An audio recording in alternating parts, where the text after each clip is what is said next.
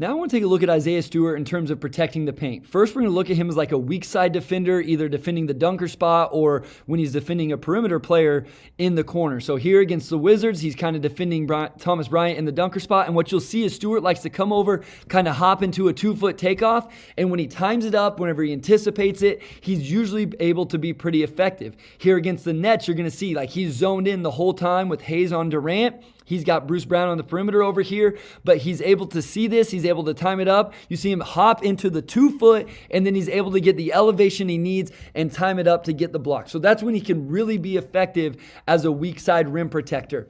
Also here, I just love his off-ball ability to see what's going on. So whenever Bagley's on the floor, especially in this Nets game, he was having to guard Bruce Brown in the corner. So he sees the roll from Drummond, and he takes the roll guy, tags him, stays, because now he can switch like Corey Joseph onto him. Now he's guarding Drummond in the dunker spot. He comes across to help protect the paint, leaves his feet, and then this is where maybe just a little bit of an issue, okay, the length and like that vertical pop right away on the second jump to can really contest that second shot. And then here it's really going to highlight it. So he's a little bit late. So think about this compared to the Durant one. He hasn't even started to come across yet. Now he does, and Barrett's already releasing the ball as Stewart's gathering off his little hop into his 2-foot takeoff, and he's just, you see he gets the elevation, but he just doesn't have the right timing. So that's going to be important for him to be that weak side paint protector, is he's going to have to see it, be aware, so he can come across, get that little 2-foot takeoff, the little hop into it.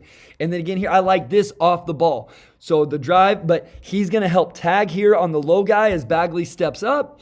And then he keeps himself in position, and he's going to have to be able to do this if he plays with Bagley, because he's going to be guarding perimeter players at times as his closeout forces Fournier into a travel. So we see it here against the Nets. He's having to match up with Bruce Brown, and because of that, because Bagley's on the floor, the Nets are going to put him in ball screen situations, which puts Stewart on the weak side guarding a perimeter player.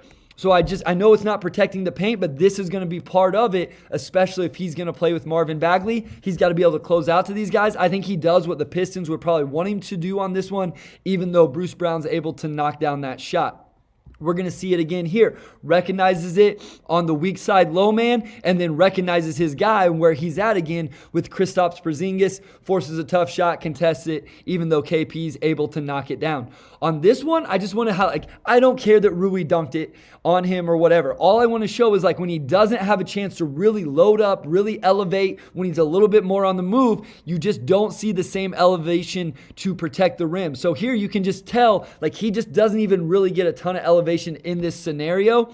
And so I think that's where his limitations come just a little bit in terms of protecting the rim. You see the same thing against like true lob guys like Mitchell Robinson, kind of slips this one a little bit. Stu's not even in an awful position, but not really in position to really elevate, as he had to backpedal a little bit there. And Mitchell Robinson's able to go up. He doesn't convert it, but you can see, and we've seen in other games where these real like jumpy jump guys, thank you Laz, jumpy jump guys are able to give him some trouble in those situations. And then finally, in terms of protecting the paint, I didn't get a lot of clips of these from these 4 games, but can he hold up just strength and size wise? Here against Capella, I love what he does. Look where Capella catches the ball, and then Stu's able to force him that far away into a lefty hook shot. I love his ability to do that in that particular situation. Can he do that against the better and better bigs, stronger, taller, longer bigs as well?